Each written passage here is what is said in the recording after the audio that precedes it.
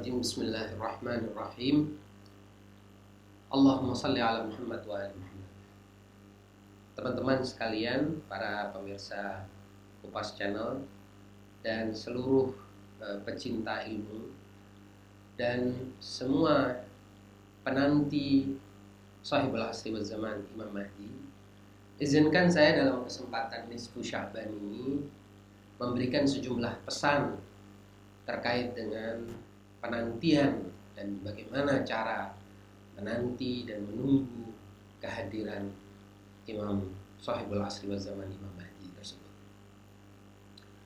Yang pertama, saya kira yang terpenting dan mungkin sebagian kita mengabaikannya adalah para penanti selalu adalah para pembelajar. Mereka adalah orang yang senantiasa bergairah untuk menuntut ilmu. Karena kita tahu di dalam ajaran Al-Quran maupun ajaran hadis-hadis Rasulullah dan hadis-hadis dari para imam Ahlul Bait, ilmu ini menduduki posisi yang paling tinggi, mengalahkan bahkan ibadah. Jadi kalau Anda bertemu dengan orang, salah satunya adalah ahli ibadah dan yang lain ahli ilmu, hadis-hadis menyebutkan bergabunglah bersama ahli ilmu. Kalau ada majelis atau perkumpulan orang-orang ahli ibadah dan yang satu lagi ahli ilmu atau berbicara tentang ilmu, maka bergabunglah dengan majelis orang yang sedang mencari ilmu.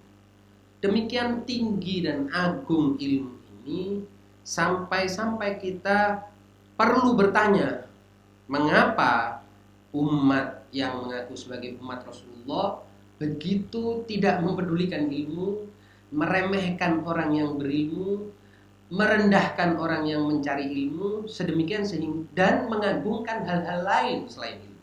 Apakah itu amal ibadah? Apakah amal ibadah itu amal ibadah yang bersifat mahdhah seperti ibadah sholat, puasa, ziarah, zakat, khumus, sedekah dan lain sebagainya, maupun amal ibadah yang berkaitan dengan amal sosial seperti bakti, menolong orang dan lain sebagainya.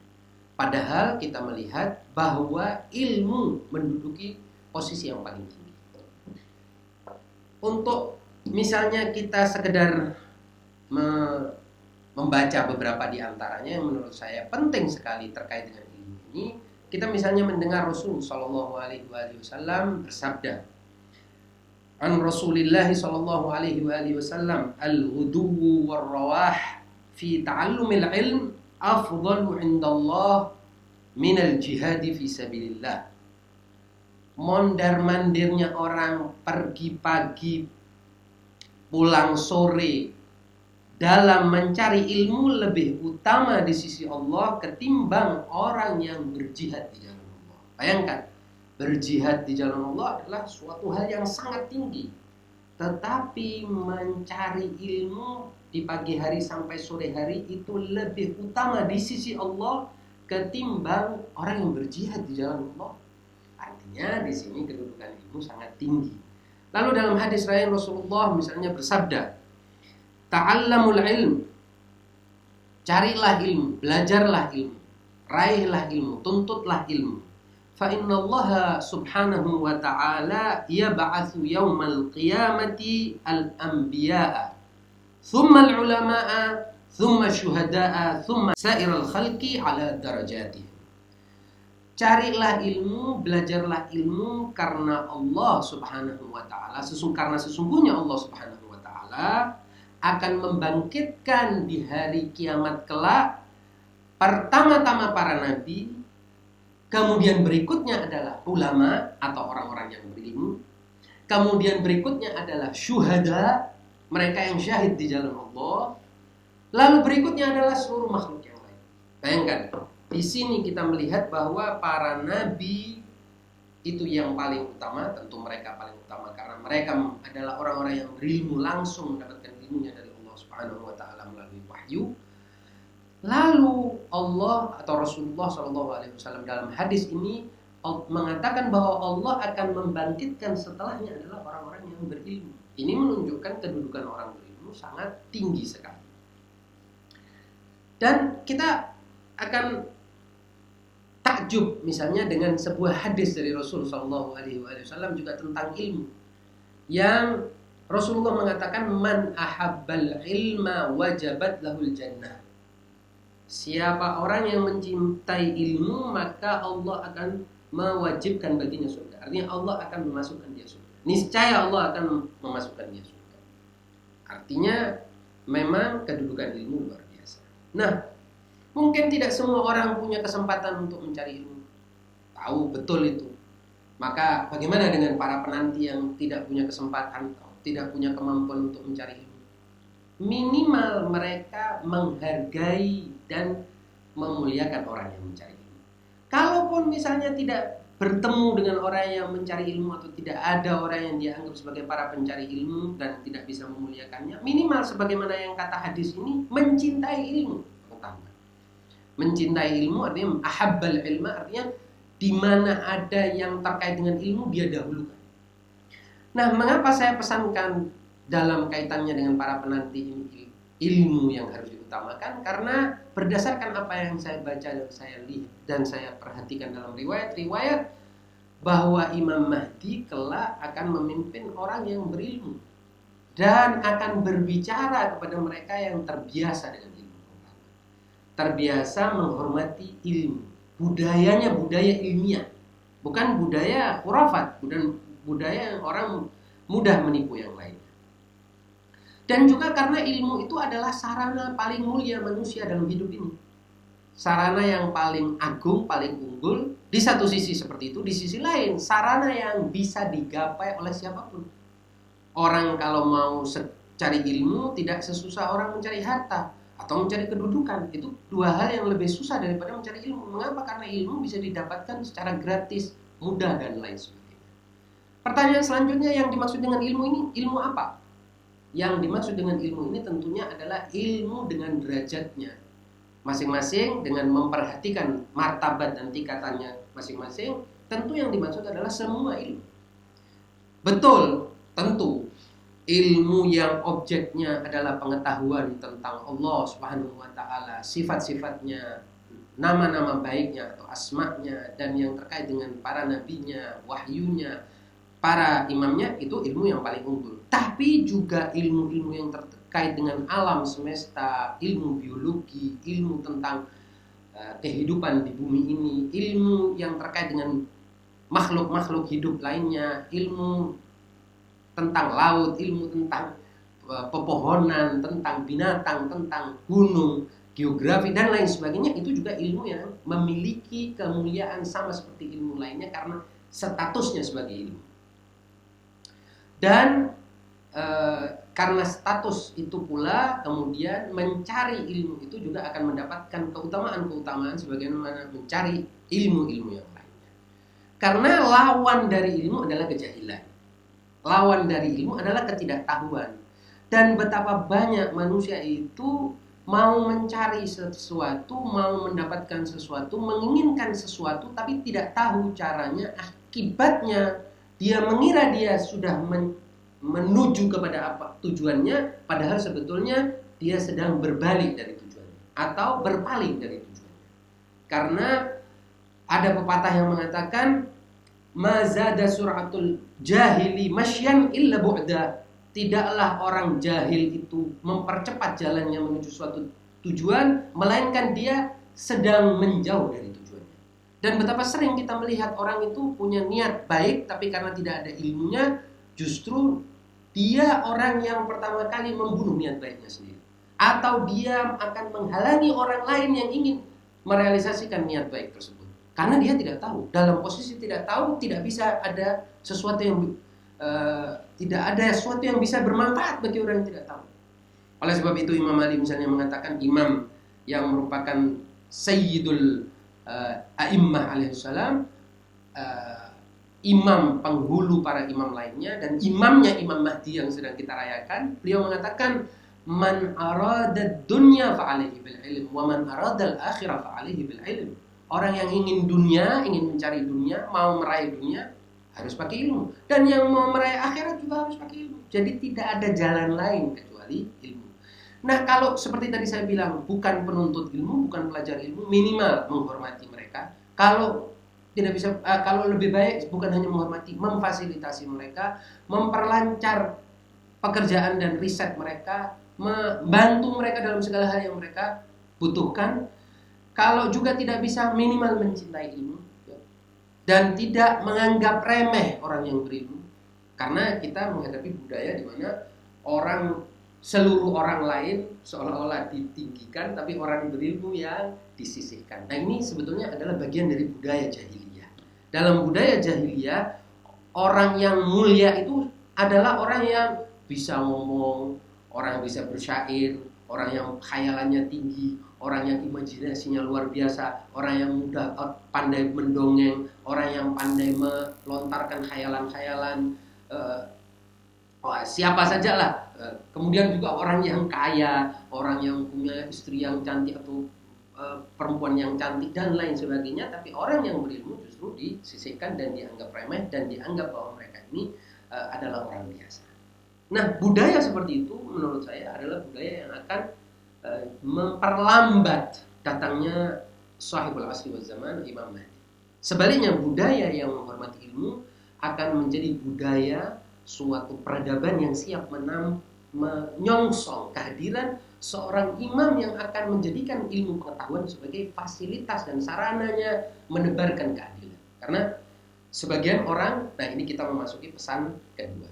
Sebagian orang mengira bahwa Imam Mahdi ini terkait dengan suatu peperangan, musibah, wabah, kematian, kehancuran, sedemikian sehingga ketika ada wabah yang diingat adalah Imam Mahdi. Seperti kita sedang sekarang ini misalnya di wabah yang kita sedang hadapi, semoga Allah segera mengangkat wabah ini, yaitu COVID-19 ini atau COVID-19.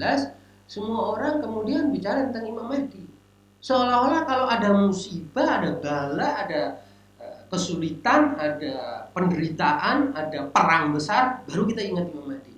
Asosiasi seperti ini sangat buruk, dan ini mengakibatkan orang ketakutan setiap kali mendengar Imam Mahdi.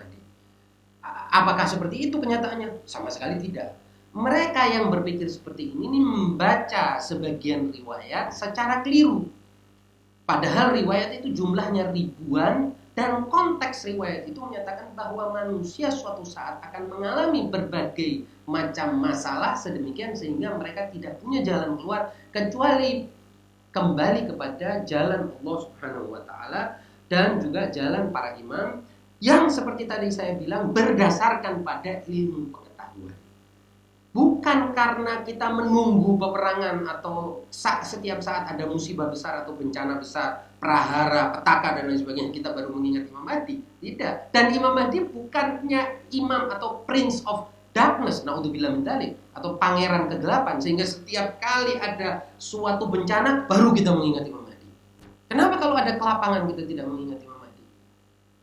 Ini bahaya. Asosiasi yang seperti ini nih justru akan menjadikan orang ketakutan.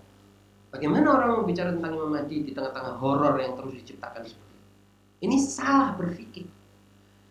Dan yang lebih penting daripada itu, ketika kita membaca adanya riwayat-riwayat tentang peperangan Armageddon, setengah penduduk mati dan lain sebagainya sebagai tanda-tanda akhir zaman atau tanda-tanda kemunculan Imam Mahdi, itu bisa jadi sesuatu yang telah lewat.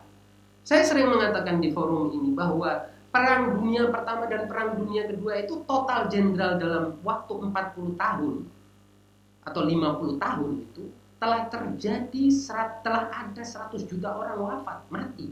Manusia mati sama seperti kita. Apakah ini kurang? Masih kurang musibah. Jadi barangkali saya menafsirkan bahwa semua yang disebut sebagai perang akhir zaman mungkin sudah lewat. Mengapa tidak? Karena misalnya Alamah Toba-Tobai dalam tafsir Mizan mengatakan terang-terangan bahwa yang disebut sebagai Ya'juj wa Ma'juj, makhluk yang sangat menakutkan itu adalah sesuatu yang telah lewat. Begitu juga boleh jadi banyak hal yang telah lewat. Jadi kalau bencana-bencana dan yang pahit telah lewat, maka kita harusnya menebarkan kegembiraan.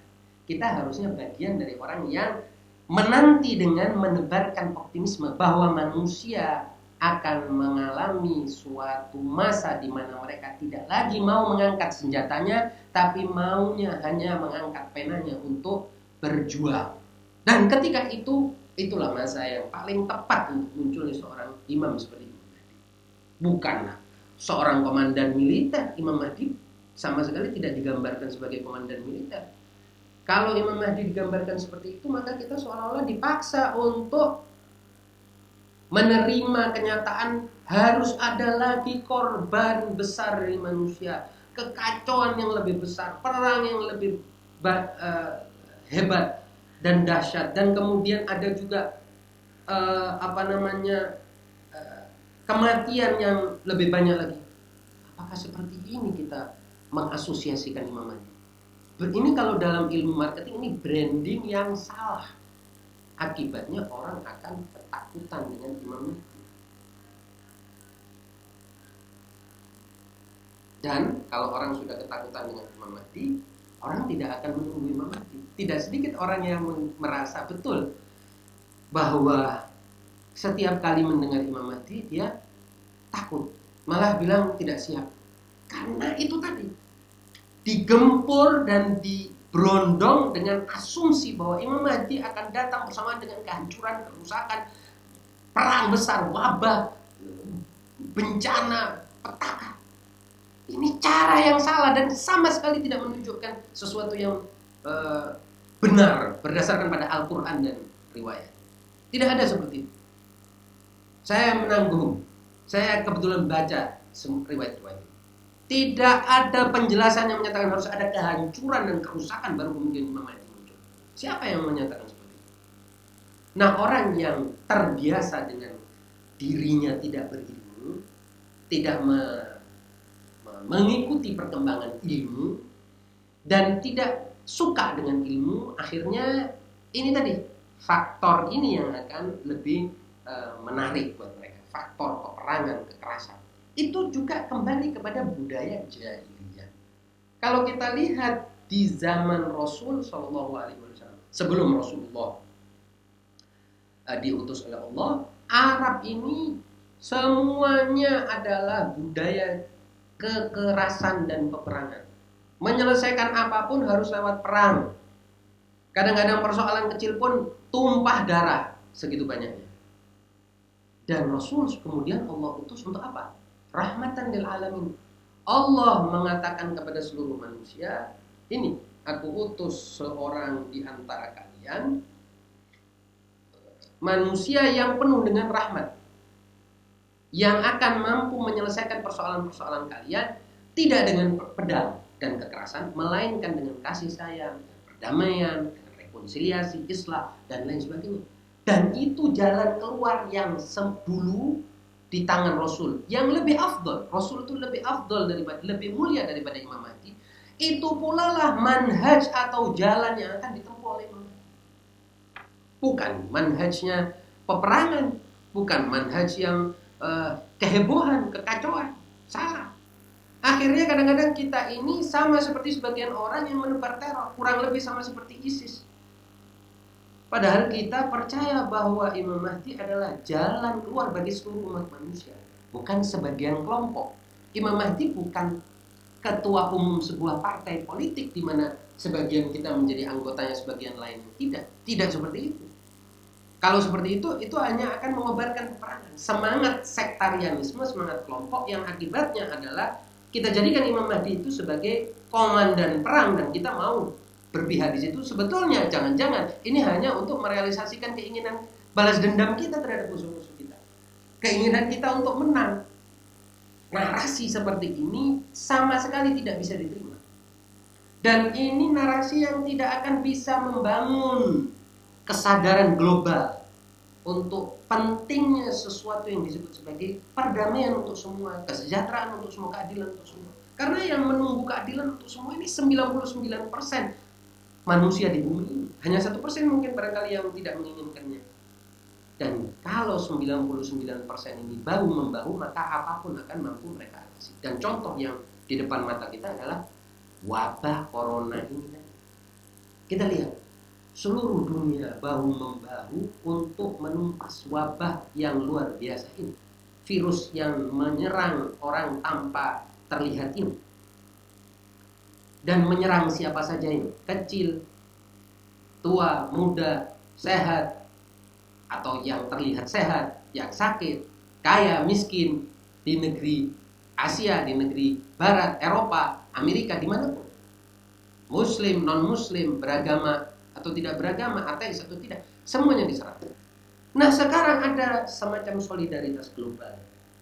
Ini sebetulnya yang lebih penting, sisi ini yang lebih penting. Dan sebetulnya dari sisi itu kita sebenarnya sedang melihat berita gembira bahwa manusia ternyata ketika menghadapi satu masalah mereka bisa bersatu, bisa menampilkan solidaritas, menampilkan kerjasama untuk menghadapinya. Kalau kita melihat seperti ini, maka kita semakin optimis bahwa kemunculan Imam Mahdi itu dalam suasana yang seperti ini. Jadi kalau kita baca sejarah, misalnya sejarah yang baru terjadi, yang beberapa dekade lalu, yaitu Perang Dunia Kedua, setelah puluhan juta orang meninggal dalam peperangan itu, dalam perang global itu, maka berbondong-bondong seluruh dunia sepakat untuk membuat sebuah badan internasional yang disebut sebagai Perserikatan Bangsa-Bangsa. Untuk apa? Menjamin kedamaian. Artinya apa? Orang tidak mau lagi perang.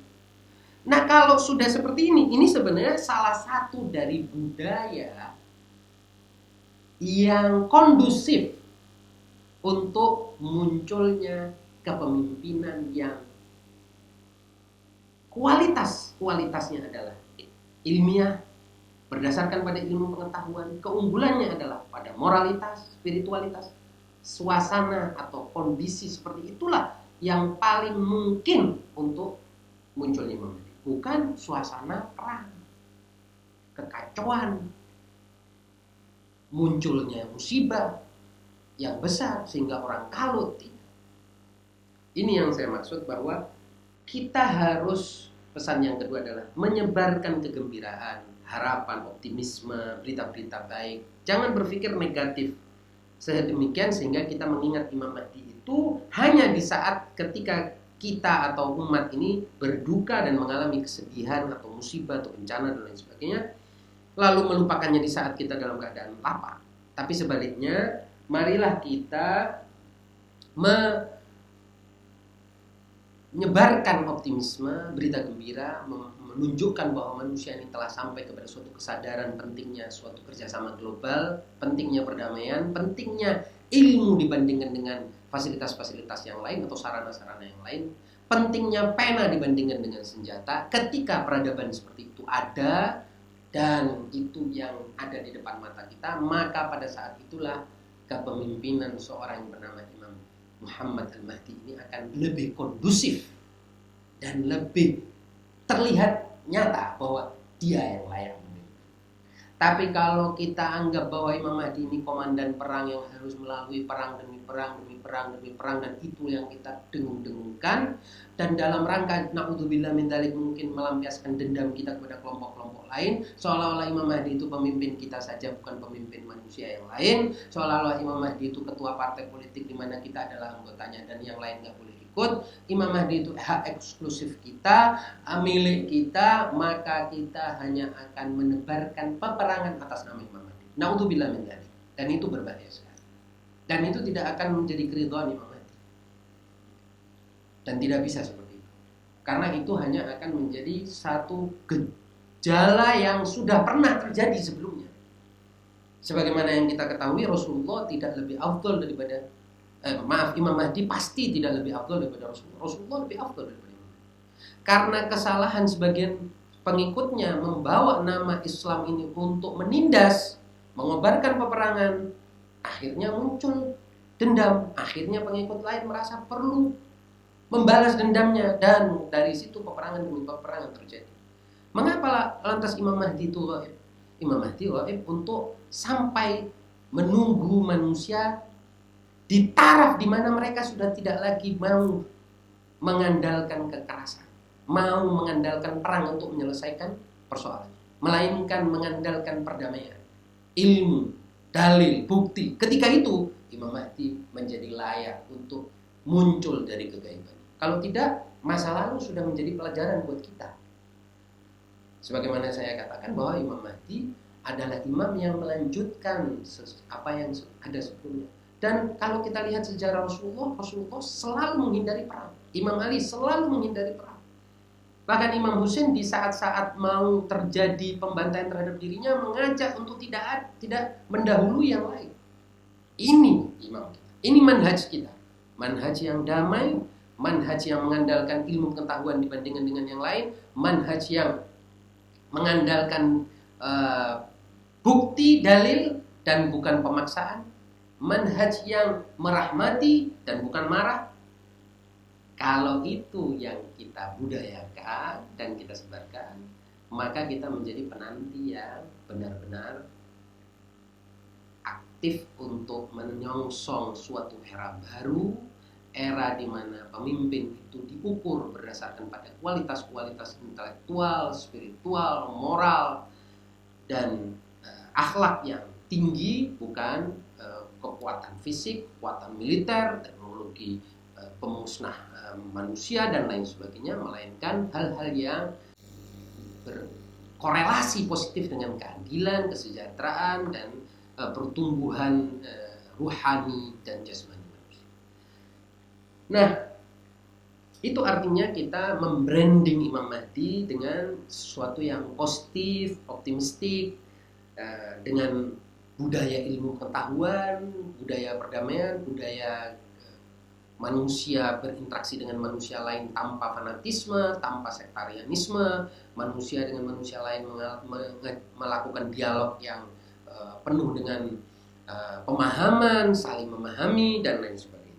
Suasana di mana umat manusia itu mengunggulkan sarana pengetahuan dibandingkan dengan sarana-sarana yang lain, sarana modal utama manusia adalah sebagaimana seharusnya, karena manusia itu unggul dibandingkan dengan yang lain-lain melalui ilmu pengetahuan, maka ilmu pengetahuan juga di era itu adalah yang paling diutamakan.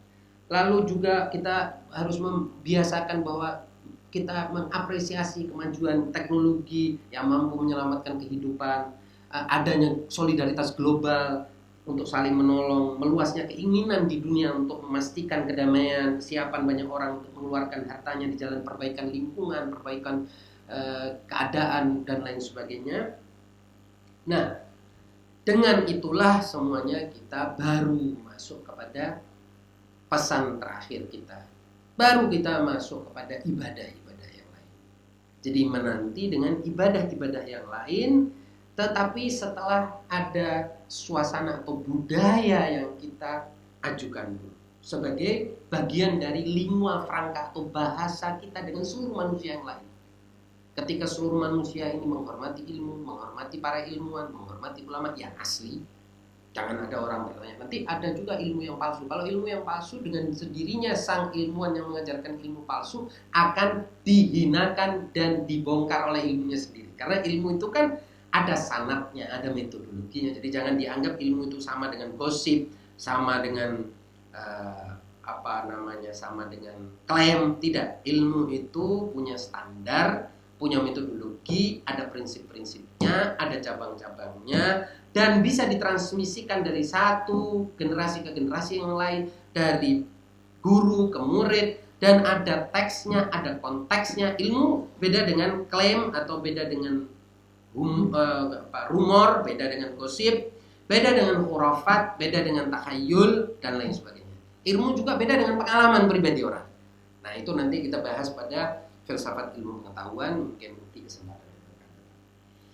Nah, yang berikutnya adalah pesan berikutnya, baru kemudian kita seperti tadi saya katakan, perbanyak ibadah-ibadah yang lain, seperti sedekah, membantu orang, doa kepada Allah, mendekatkan diri kepada Allah, mensucikan jiwa, mensucikan pikiran kita, dan dari situ kemudian kita mulai bisa membuang pikiran negatif, ya kan, bahwa kita ini harus berhadapan-hadapan dengan yang lain, berhadapan-hadapan dengan golongan yang lain, mendoakan supaya kita nggak menghadapi siapa saja. Semua orang tiba-tiba sadar kembali kepada fitrah. Karena seluruh manusia, sebagaimana yang Allah katakan, sebetulnya fitrahnya baik. Dan kemudian kita berharap bahwa Imam Mahdi bisa memimpin semua. dengan kebaikan, dengan keutamaan. Lalu juga jangan kita, pesan yang berikutnya, jangan kita mempolitisir seluruh urusan. Kebanyakan urusan ini di dunia memang ada unsur politiknya, tapi tidak perlu kita menjadi bagian dari orang yang mempolitisasi segala hal. Apalagi tidak ada gunanya. Apalagi ujungnya bukan, seperti tadi saya bilang, awalnya bukan ilmu, bukan pembahasan ilmiah, di tengah-tengahnya tidak ada ilmunya, di ujungnya juga tidak ada ilmunya. Jadi politik yang dibahas di istilahnya tempat-tempat yang gelap. Kalau yang dimaksud politik dibahas di tempat yang terang, artinya orang yang membahas ini menggunakan bukti, ada sanadnya, ada dokumennya, ada konteksnya, ada pembelajaran yang bisa diambil dari situ, itu lain. Dan ada apa rekomendasinya? Sebuah pembahasan ilmiah itu pastinya dimulai dengan apa sih topik ini? Bicara tentang apa sih ini? Fakta-faktanya apa? Setelah itu baru apa penilaian kita tentang fakta itu, dan apa rekomendasi atau usulan kita yang bisa kita ambil setelah kita mengkaji fakta-fakta dan dokumen-dokumen yang ada atau bukti-bukti. Terakhir, sebagai penutup, marilah kita berhenti berpikir di saat kita menanti Imam Mahdi, berhenti dan berpikir serta menyebarkan berita-berita yang tidak menarik, tidak menyenangkan, dan membesar-besarkan bencana, apakah yang menimpa kita atau menimpa yang lain. Dan mulailah menyalakan lilin kecil. Jadi ada anjuran yang mengatakan bahwa nyalakan, ketimbang engkau mengutuk kegelapan, mulailah menyalakan lilin. Jangan merasa bahwa kita adalah orang-orang yang baik, yang sendirian. Kita ini sendirian di dunia, nggak ada orang lain. Seluruh dunia ini semua adalah musuh kita. Na'udzubillah min dzalik. Ini pikiran berbahaya sekali. Yakinlah bahwa segenap alam, termasuk manusia di dalamnya, dan makhluk-makhluk lainnya, termasuk juga malaikat-malaikat, itu semuanya akan bersama dengan mereka yang berada di jalan kebaikan. Tidak ada yang bisa menolak hukum penyempurnaan alam, meski semua bisa ikut serta membantunya, berpartisipasi aktif di dalamnya. Dan Imam Mahdi adalah bagian dari proses penyempurnaan yang akan kita sambut dengan gembira, dengan riang, dengan hati yang terbuka dan lapang, bukan dengan hati yang cepat, sumpah, penuh dengan ketakutan. Imam Mahdi juga tidak meniscaya datang dengan perang, karena mungkin saja tanda-tanda itu sudah lewat. Perang itu sudah dilalui oleh manusia, dan manusia sudah mengalami berbagai macam derita. Bahkan saya secara logis bisa mengatakan bahwa kalau memang derita dan musibah dan prahara itu adalah tanda paling dekat dari kemunculan Imam Mahdi, maka harusnya sudah muncul sejak lama. Karena umat manusia ini sudah mengalami berbagai musibah, yang belum adalah dia keluar dari semua itu dan mulai tenang, bisa berpikir yang dingin, jernih, supaya dia bisa menentukan bagaimana kepemimpinan era mendatang. Demikian, semoga kita menjadi para penanti yang positif, yang mencintai ilmu, mencintai orang berilmu, dan juga cinta mempelajari ilmu, menuntut ilmu, kemudian penuh dengan optimisme, menyebarkan kegembiraan, kelapangan buat semua, dan tidak membranding Imam Mahdi dengan kegelapan, bencana, wabah, kerusakan, perang, dan lain sebagainya. Demikianlah, wassalamualaikum warahmatullahi wabarakatuh.